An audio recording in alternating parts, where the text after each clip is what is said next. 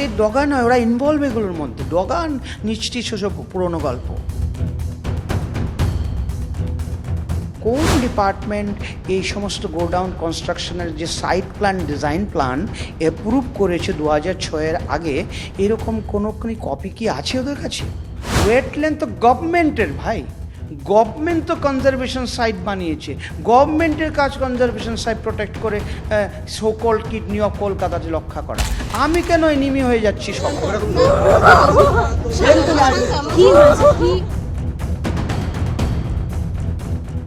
সময় যত এগোচ্ছে আনন্দপুরের মোমো কারখানা ও ডেকোরেটরস গোডাউনে অগ্নিকাণ্ডে ততই বাড়ছে লাশের সারি। এখনো নিখোঁজ বহু মানুষ।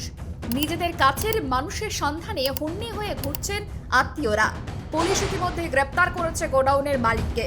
কলকাতা পুরসভার বিল্ডিং বিভাগ খতিয়ে দেখছে কারখানার নকশা, কিন্তু বিতর্কের কেন্দ্রবিন্দুতে এখনো ওই জমির চরিত্র।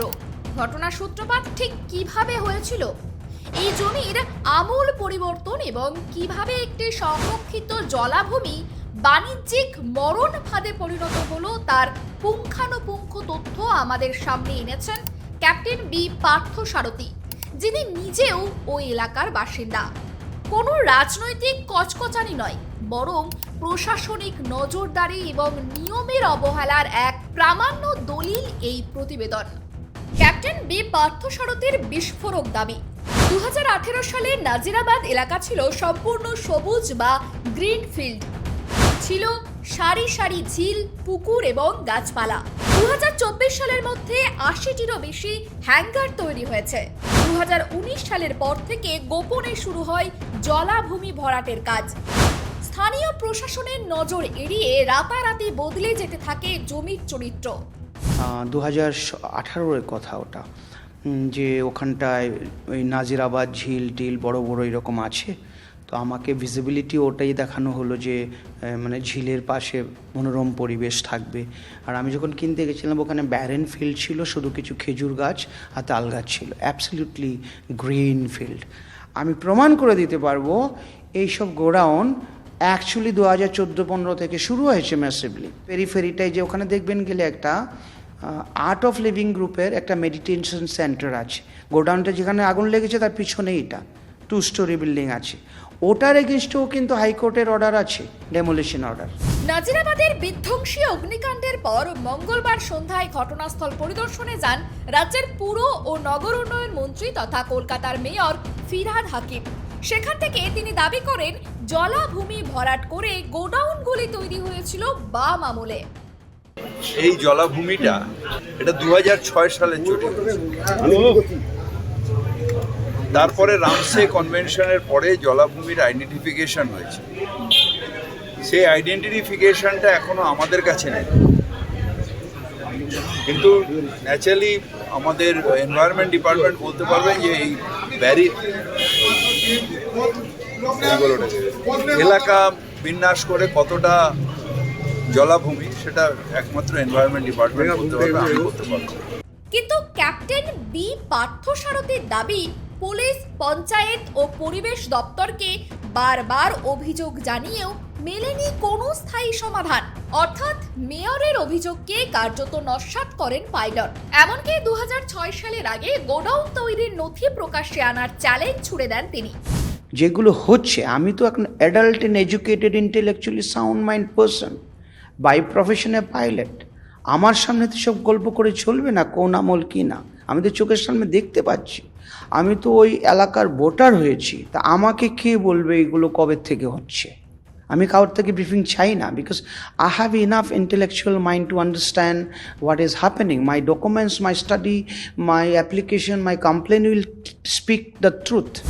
অনিয়ন্ত্রিত পরিকাঠামোর অভাবেই অগ্নিকাণ্ড। 2006-এর জলাভূমি আইন অনুযায়ী নাজিরাবাদ একটি সংরক্ষিত অঞ্চল।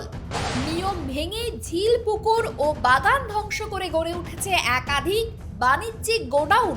EKWMA এবং স্থানীয় প্রশাসনের নাকের ডগায় এই নির্মাণ হলো কিভাবে? ঘটনার পর প্রশ্ন উঠছে, অনিয়ন্ত্রিত পরিকাঠামো এবং সুরক্ষা বিধির অভাবেই শেষ পর্যন্ত জন্ম দিল এই ভয়াবহ অগ্নিকাণ্ডের। ক্যাপ্টেন বি পার্থসারথী সরাসরি প্রশ্ন তুলেছেন রাজ্য সরকারের গাফিলতির দিকে।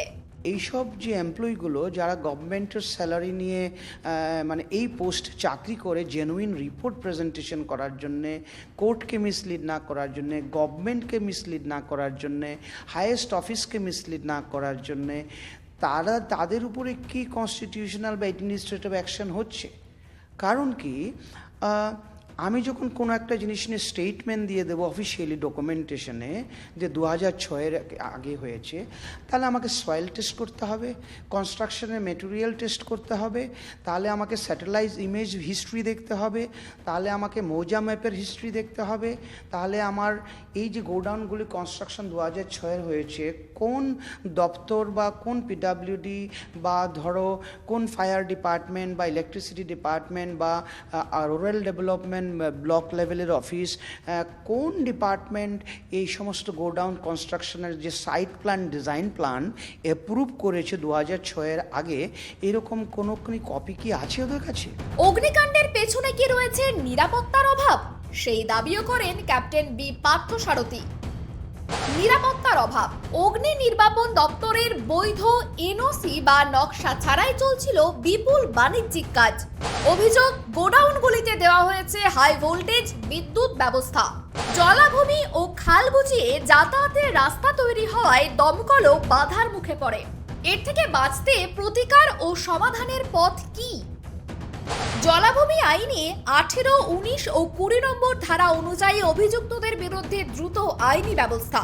এলাকার প্রতিটি হ্যাঙ্গারের ফায়ার সেফটি ও ইলেকট্রিক্যাল অডিট বাধ্যতামূলক করা।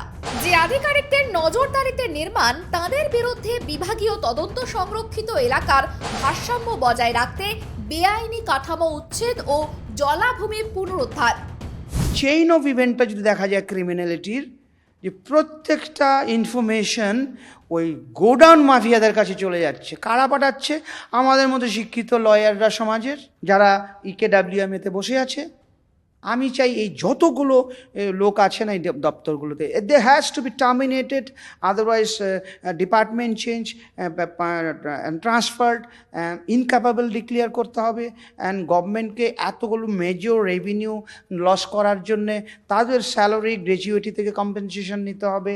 অ্যান্ড হেভিলি কগনিজেবল অফেন্স আইনে যা যা আছে এই গোডাউন ওনারগুলোর উপরে করতে হবে।